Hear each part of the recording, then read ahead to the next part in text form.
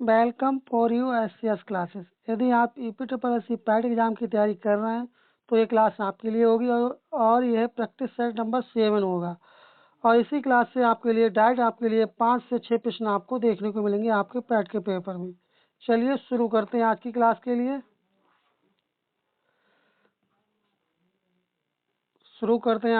के लिए। पहला प्रश्न है कि सूची फर्स्ट को सूची सेकंड से सम्मिलित करना है। तो इसमें जिन्होंने निर्माण किया था, बनवाया था, उन लोगों के नाम है और यहाँ पर किसको बनवाया था, किसने, वो नाम दे रखे हैं। तो आपको इसमें मैच करना है। तो देखिए, इल्तुतमिश ने क्या बनवाया था? इल्तुतमिश ने बनवाया था जामा मस्जिद, जो कि बदायूं में स्थित है। तो इस तरह से एक आपका तीसरा हो जाएगा। सिकंदर लोदी ने किसका निर्माण कराया था? सिकंदर लोदी ने निर्माण कराया था आगरा सिटी का। तो बी का आपका हो जाएगा फोर्थ वाला।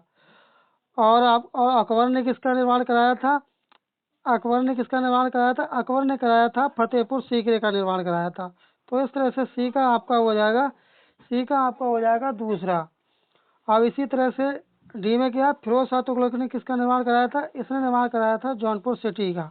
तो इस तरह से डी का आपका हो जाएगा पहला। और ये आपका पहला वाला जो ऑप्शन ये है, इसमें आपका मैच खा रहा है। चलिए बढ़ते हैं अपने अगले प्रश्न की तरफ। अगला प्रश्न है कि प्रश्न नंबर 2 है कि इसमें सूची फर्स्ट दे रखा है और ये सूची सेकंड है। तो इसमें ये दे रखे हैं कि किसका किससे संबंध है। तो आपका जवाब क्या होगा? चलिए मैच करते हैं। तो देखिए, जो रणथंभौर का जो निर्माण कराया था, क्या चीज? रणथंभौर। तो रणथंभौर का निर्माण किसने कराया था? रणथंभौर का निर्माण कराया था राणा रतन सिंह ने। ठीक है, क्या कहेंगे आप? राणा रतन सिंह, इससे मैच कर देंगे। और अगला आपका है चित्तौड़गढ़ का संबंध किससे है? तो चित्तौड़गढ़ का संबंध किससे हो जाएगा आपका?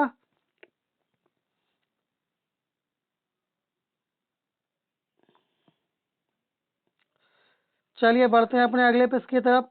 ये सूची फर्स्ट दे रखी है और ये सूची सेकंड दे रखी है। तो इसमें आपको क्या करना है? आपको इसमें मिलान करना है इसमें भी। तो देखते हैं इसके मिलान के लिए। तो रणथंभौर का संबंध किससे हो जाएगा? हमीर देव से संबंध हो जाएगा। और चित्तौड़ का संबंध किससे हो जाएगा? चित्तौड़ का संबंध हो जाएगा राणा रतन सिंह से। और आपका देवगिरी का संबंध किससे हो जाएगा? देवगिरी का संबंध हो जाएगा आपका राजा राज रामचंद्र से हो जाएगा। और इसी तरह से क्रम में बढ़ते हुए गुजरात का संबंध हो जाएगा कर्णदेव से। तो इस तरह से आपका जो मैच खा रहा है वो आपका डी वाला ऑप्शन आपका मैच खा रहा है। चलिए बढ़ते हैं अपने अगले पेज की तरफ। अगला है कि पुड्रवर्धन भुक्ति अवस्थित थी। तो ये कहाँ अवस्थित थी? ये अवस्थित थी उत्तर बंगाल में। चलिए अगला प्रश्न, बुद्ध कौशाम्बी किसके राज्यकाल में आए थे? तब आपका जवाब होगा उदयन के शासनकाल में बुद्ध कौशाम्बी में आए थे। उस समय शासन उदयन का था। चलिए अगला प्रश्न है कि भारत में हड़प्पा का बृहत स्थल है। तो बृहत पूछा गया, बड़ा स्थल पूछा गया, तो आपका जवाब होगा राखीगढ़ी। जो कि राखीगढ़ी कहाँ स्थित है? ये हरियाणा के हिसार जिले में स्थित है। कहाँ स्थित है? हरियाणा के हिसार जिले में स्थित है। यदि आपसे पूछ ले किस जगह स्थित है, तब आप कहेंगे हरियाणा में स्थित है। चलिए अगला प्रश्न। अगला है कि नेशनल प्लानिंग कमेटी का गठन किसने किया था? तो इसका गठन किया था सुभाष चंद्र बोस जी ने किया था। चलिए अगला प्रश्न। अगला है कि निम्न में से किसने महात्मा गांधी को आदेशित किया था कि वह भारत में प्रथम वर्ष खुले कान पर मुंह बंद कर व्यतीत करें? तो आपका जवाब क्या होगा? तब आपका जवाब हो जाएगा गोपाल कृष्ण गोखले ने ऐसा कहा था। चलिए बढ़ते हैं अपने अगले प्रश्न की तरफ। अगला है कि ब्रिटिश पत्रकार H.W. नेविन्सन जुड़े थे। तो ये किससे जुड़े हुए थे? तो आपका जवाब होगा स्वदेशी आंदोलन से ये जुड़े हुए थे। चलिए बढ़ते हैं अपने अगले प्रश्न की तरफ। क्वेश्चन नंबर 9 की तरफ बढ़ते हैं। क्वेश्चन नंबर 9 में दे रखा है कि कौन एक 19वीं सदी के पूर्वार्ध में उभरे यंग बंगाल आंदोलन के पीछे प्रेरणा था? तो किसका कौन प्रेरणा था? तब आप कहेंगे हेनरी विविलियम डिरीजियो। इस तरह से डी वाले ऑप्शन को आप लोग टिक कर देंगे। चलिए अगला प्रश्न है, निम्न में से कौन नेता उग्रवादी नहीं था? क्या पूछा गया? उग्रवादी नहीं था। तब आप कहेंगे WC बनर्जी उग्रवादी नहीं थे। यदि आपसे उग्रवादी पूछ ले तब आप कहेंगे विपिन चंद्र पाल, बाल गंगाधर तिलक। तो ये दोनों क्या थे? उग्रवादी थे। चलिए बढ़ते हैं अपने अगले प्रश्न की तरफ। अगला प्रश्न है कि डोवर जल संधि जोड़ती है, जो डोवर जल संधि है किसे जोड़ती है? तब आपका जवाब होगा इंग्लिश चैनल एवं उत्तरी सागर को जोड़ती है। इस तरह से सी वाला ऑप्शन आपका राइट हो जाएगा। अंत में आपको कमेंट करके बताना कि आपके कितने प्रश्न इस प्रैक्टिस सेट से ठीक हुए थे। निम्नलिखित को सम्मिलित कीजिए। तो आपको इसमें सम्मिलित करना है आपको, तो सम्मिलित कीजिए। तो क्या होगा आपका? तो देखिए, जो अंध महाद्वीप है ये कहाँ स्थित है? अंधद्वीप महाद्वीप कहाँ स्थित है? ये आपका अफ्रीका में स्थित है। अंधद्वीप आपका कहाँ स्थित है? अंधद्वीप आपका अफ्रीका में स्थित है। और यदि आपसे पूछे विश्व की छत किसे कहते हैं? तो विश्व की छत कहते हैं पामीर के पठार के लिए कहते हैं। तो इस तरह से आपका ए का आपका हो जाएगा तीसरा और बी का आपका हो जाएगा चौथा। इसी क्रम में सी को देखते हैं। हजारों झीलों का देश किसे कहते हैं? तब आप कहेंगे ये फिनलैंड को कहते हैं। तो इस तरह से आपका किसे कहेंगे? फिनलैंड को कहेंगे। तो इस तरह से आपका सी का पहला हो जाएगा। और मोतियों का द्वीप किसे कहते हैं? तो आप कहेंगे बहरीन को कहते हैं। इस तरह से आपका डी का आपका क्या हो जाएगा? दूसरा हो जाएगा। ये आपके किस ऑप्शन में मैच खा रहे हैं? तो आप कहेंगे ये बी वाले ऑप्शन में मैच खा रहे हैं। इस तरह से बी वाला ऑप्शन आपका सही उत्तर हो जाएगा। चलिए अगला प्रश्न है, हीराकुंड बांध किस नदी पर बना है? तो आपको पता होगा हीराकुंड बांध जो आपका बना हुआ है ये महानदी पर बना हुआ है। चलिए अगला प्रश्न, अगला है कि निम्नलिखित कथनों पर विचार कीजिए। तो करिए विचार और फिर इसके बाद में आपको कूटों का क्या करना है? कूटों का आपको जवाब देना है। तो करिए, आप लोग बताएं इसका सही जवाब क्या होगा। तो देखिए, अरावली मरुस्थल के पूर्ववर्ती विस्तार को रोकता है, ये पहला वाला तो आपका ठीक है। दूसरा आपका कि राजस्थान की सभी नदियों का उद्गम अरावली से होता है, यह आपका गलत हो जाएगा। अगला है राजस्थान में वर्षा का वितरण प्रारूप अरावली से प्रभावित नहीं होता है, तो आपका ये भी गलत हो जाएगा। अरावली प्रदेश धात्विक खनिजों का समृद्ध है, ये भी आपका ठीक है। तो आपका ए वाला ठीक हो जाएगा और डी वाला ठीक हो जाएगा। तो आपका ये किस में मैच खा रहा है? ये आपका डी वाले ऑप्शन में मैच खा रहा है। चलिए बढ़ते हैं अपने अगले प्रश्न की तरफ। अगला है कि 2011 जनगणना के अंतिम आंकड़ों के अनुसार भारत में सबसे कम यौन अनुपात है, तो किसका सबसे कम पूछा गया है? तब आप कहेंगे दमन एवं दीव का।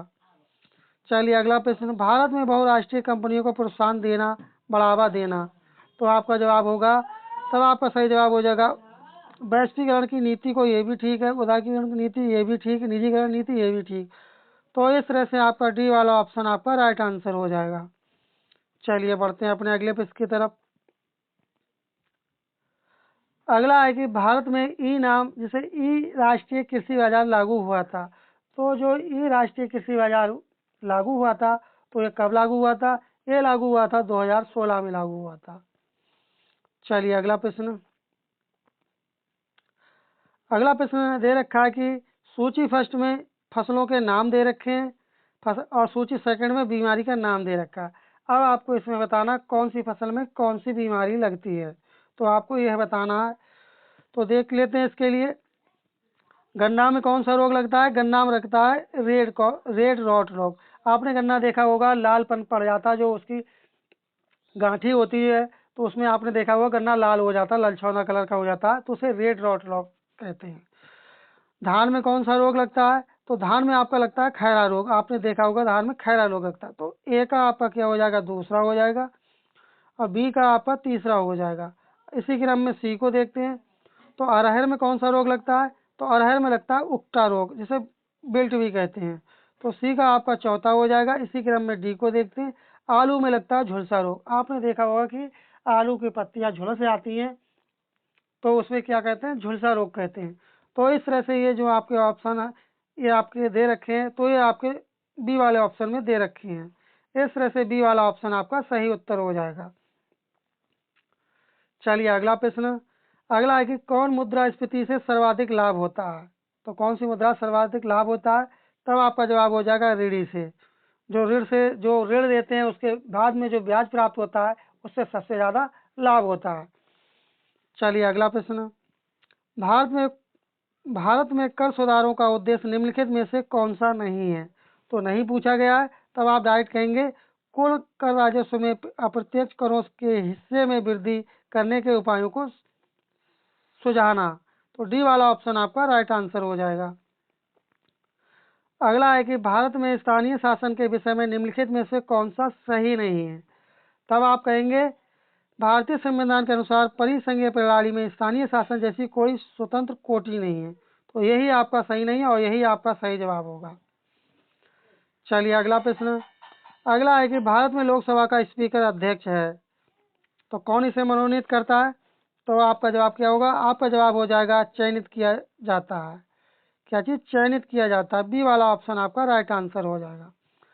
अगला है कि संघात्मक शासन व्यवस्था का विशेषक किसे माना जाता है? जो संघात्मक होती है इसका विशेषक किसे माना जाता है? तब आपका जवाब हो जाएगा केसी हियर के लिए। चलिए अगला प्रश्न, यदि आप अभी तक क्लास को लाइक नहीं किए और आपको क्लास अच्छी लग रही तो क्लास को प्लीज़ आप लाइक कर दें, और चैनल अभी तक आप सब्सक्राइब नहीं किए तो आप लोग चैनल को सब्सक्राइब कर लें और अपने साथी लोगों में इस क्लास को शेयर करें जिससे वो लोग भी इस क्लास का लाभ ले सकें। चलिए अगला प्रश्न है, भारतीय संविधान मान्यता देता है, तो भारतीय संविधान किसकी मान्यता देता है? तब आप कहेंगे धार्मिक और भाषाई अल्पसंख्यकों को। चलिए अगला प्रश्न देखते हैं। अगला है कि भारत के संदर्भ में निम्न में से कौन धर्मनिरपेक्ष शब्द का सही भाव व्यक्त करता है? तो इसके ऑप्शंस ऊपर दे रखे हैं क्वेश्चन नंबर 25 के, जो कि आपके लिए इस क्लास में जीके, जीएस, इंग्लिश और हिंदी के प्रश्न आपको देखने को मिलेंगे। तो आपका सही जवाब उत्तर क्या हो जाएगा? भारत में राज्य का कोई धर्म नहीं है। डी वाला ऑप्शन आपका राइट आंसर हो जाएगा। चलिए अगला प्रश्न, निम्नलिखित में से कौन सा युग्म सही सुमेलित नहीं है? तो आप क्या कहेंगे? कौन सा सही सुमेलित नहीं है? तो आपको बताना, विटामिन ए से कौन सा रोग होता है? रतौंधी होता है। विटामिन ए से क्या होता है? रतौंधी होता है। विटामिन B3 से क्या होता है? पिलेग्रा होता है। और विटामिन डी की कमी से क्या होता है? वरदानता ना होकर के कौन सा रोग होता है? जरा आप कमेंट करके इसको बताएं कौन सा होता है। तो इस तरह से आपका सी वाला ऑप्शन आपका राइट आंसर हो जाएगा। चलिए अगला प्रश्न, अगला है कि एनोसीमिया किसे कहते हैं? तो एनोमिसिया कहते हैं घ्राण संवेदना की कमी को कहते हैं। बी वाला ऑप्शन आपका राइट आंसर हो जाएगा। अगला है कि कौन सा जोड़ा तांबे के मिश्रण धातुओं का है? तांबे के मिश्रण धातुओं का है। तब आपका जवाब होगा पीतल व कांसा। इस तरह से सी वाला ऑप्शन आपका राइट आंसर हो जाएगा। अगला है, यदि एक जहाज नदी से समुद्र में प्रवेश करता है तो क्या करेगा? ऊपर उठेगा, नीचे डूब जाएगा या अपरिवर्तित रहेगा? तब आपका जवाब होगा जब सूखे स्थान से ऊंचे स्थान से नदी में प्रवेश करता है तो क्या करता है? आपने देखा होगा ऊपर को उठता है। तो इस तरह से बी वाला ऑप्शन आपका राइट आंसर हो जाएगा। आपको इसी क्लास में EPSS पैड का जो आपका पेपर 6 और 7 को लगा हुआ है उसमें आपको डायरेक्ट प्रश्न देखने को मिलेंगे इन्हीं प्रैक्टिस साइट से, क्योंकि आपके लिए लगातार प्रैक्टिस सेट करवाए जा रहे हैं और MCQ टाइप के आपके लिए जीके जीएस के भी क्वेश्चन करवाए गए हैं। तो अगला है कि हवाओं की ऊर्जा होती है, तो हवाओं की ऊर्जा कैसी होती है? हवाओं की ऊर्जा होती है केवल गतिज ऊर्जा होती है, और गतिज ऊर्जा का सूत्र क्या होता है? 1/2 mv²। तो गतिज ऊर्जा का सूत्र क्या होता है? जरा आप कमेंट करके बताएं, कमेंट करके आप लोग बताएं गतिज ऊर्जा का सूत्र क्या होता है। चलिए बढ़ते हैं अपने अगले प्रश्न की तरफ। अगला प्रश्न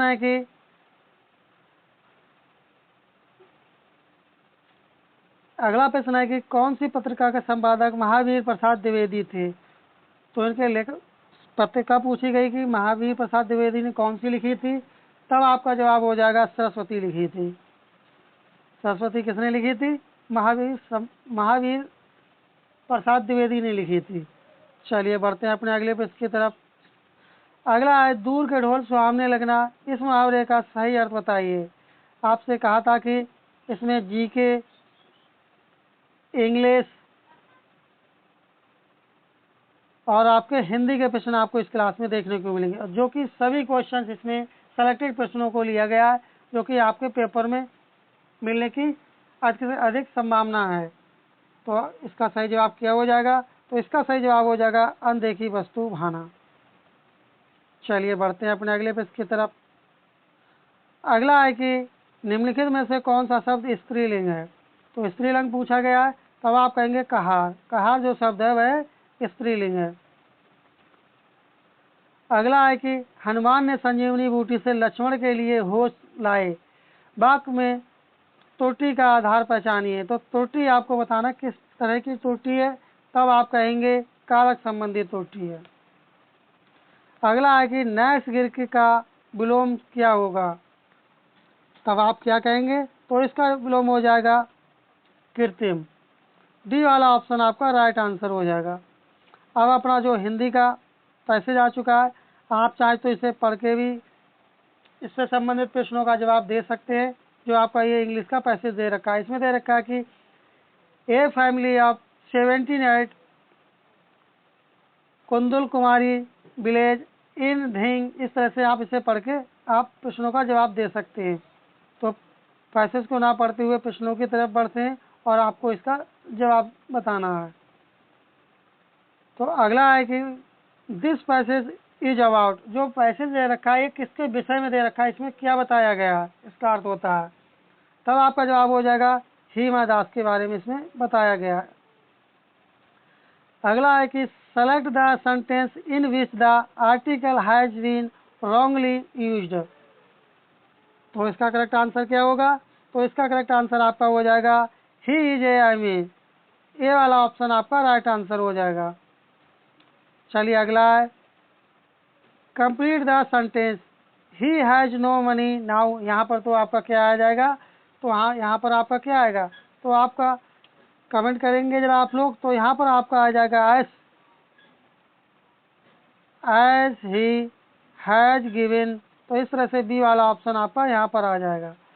चलिए बढ़ते हैं अपने अगले पेज की तरफ।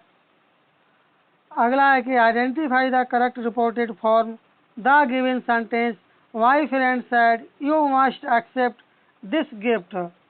तो इसका करेक्ट आंसर आपका हो जाएगा my friend instead that I must accept that gift. तो इस तरह से डी वाला ऑप्शन आपका करेक्ट आंसर हो जाएगा। चलिए अगला प्रश्न देखते हैं। तो अगला प्रश्न है कि इसमें आपको एक्टिव और पैसिव वॉइस के बारे में बताना है। He opens the door. तो आपका सही जवाब क्या होगा? तब आपका सही जवाब हो जाएगा the door is opened by him. मेरे द्वारा दरवाज़ा खोला गया। तो इस तरह से बी वाला ऑप्शन आपका राइट आंसर हो जाएगा। तो इस तरह से अपने ये 50 क्वेश्चनों की श्रृंखला कंप्लीट हुई। यदि अभी तक आप चैनल पर नए चैनल सब्सक्राइब नहीं किए, जो भी भाई बहन इस क्लास को देख रहे हैं तो चैनल को सब्सक्राइब कर दें प्लीज़। और क्लास को आप लोग लाइक कर दिया करें और अपने साथी लोगों भी सेशन को शेयर कर दिया करें और क्लास को आप लोग हाइप भी कर दिया करें। चलिए मिलते हैं जल्दी नेक्स्ट क्लास में। तब तक के लिए धन्यवाद। जय हिंद, जय भारत।